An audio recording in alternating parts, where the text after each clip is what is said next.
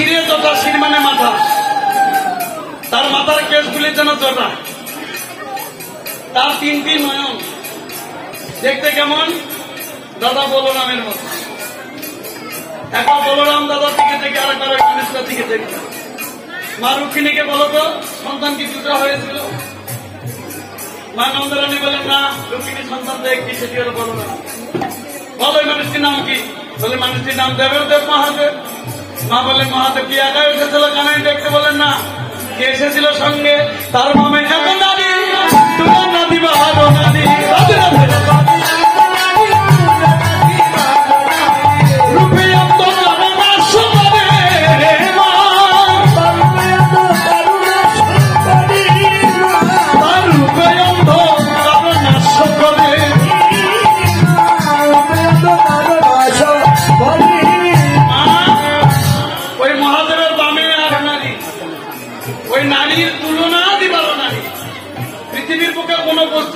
নারীর তুলনা মেলে না।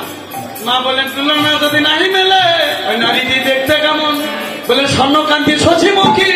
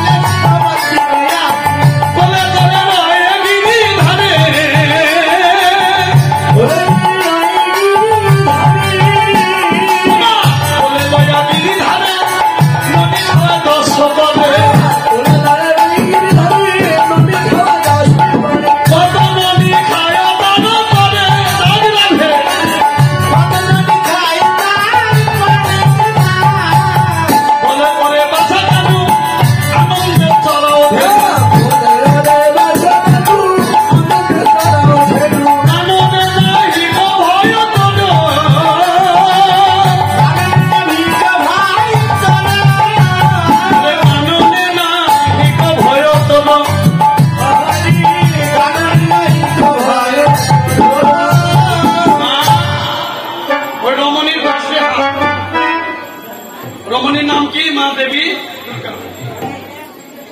সেই 10টি হাত দিয়ে কানাইয়ের এক বদনে খ্রিস্টান নবনী সেবা দিল, দিয়ে বলে কানাই গ্রহণ বলে তোকে সেবা দিলাম একবার। মা বলে না, কানাই বলে সেই জন্য আমায় সেবা দিলে, আর আমি তো তোমার মা বলবো না। কেন? তুমি দিনে দুর্গা, রাত্রিতে কেন? রাত্রি হয়ে গেলে তুমি হাজার হাজার পশুকে ধ্বংস করো। যে মা সন্তানের রক্তে রুষ্ট, সেই মাকে কোনোদিন মা বলানো সম্ভব? মা দেবী দুর্গা চরণে বলল, বলে চরণে যখন করেছো মা বলে ডাকবো পাবে যেদিন কলিযুগে গৌরাঙ্গ মহাপ্রভু। কলিতে কোনো পুজো নয়, যদি কোনো জীব করে তা মনের ভরমে। কলির ধর্ম হবে মহা, নাম সংকীর্তন নামে রয়েছে জীবে দেওয়া বৈষ্ণব সেবন। ইয়া হইতে ধর্ম আর কলিযুগে নাই বা সনাতন। তা মা সাজিয়ে দাও। গোপালকে সাজাতে নন্দরানী নাই ভাই পাবে যতটুকু কানাই ছিঁড়ে বলাইয়ের মাথা দিল, বলাইয়ের ছিঁড়ে কানাইয়ের মাথা দিতে মায়ের সব ভুলে যাচ্ছে। সিদাম এসে কানাই ছিঁড়ে কানাইয়ের মাথা দিল, বলাই ছিঁড়ে বলাইয়ের মাথা দিল, রাঙ্গা চরণের উপর বড়াইয়ে দিল। ওরা সব সকাল মা নন্দরানী নিকটে চরণে প্রণাম করলো। গোটে চলে যদু বলি উঠিল মঙ্গল ধ্বনি,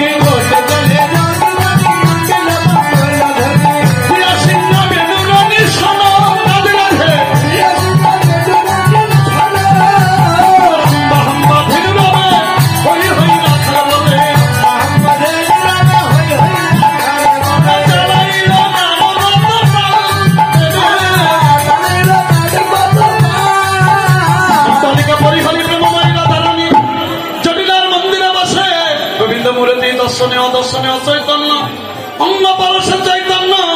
এবার গোবিন্দ বলে রাধে, ওই রাধা কুণ্ডের তীরে সরসীর কুলে এসো। ছলনা করে কি ছলনা? সূর্য পূজার থালে এসো।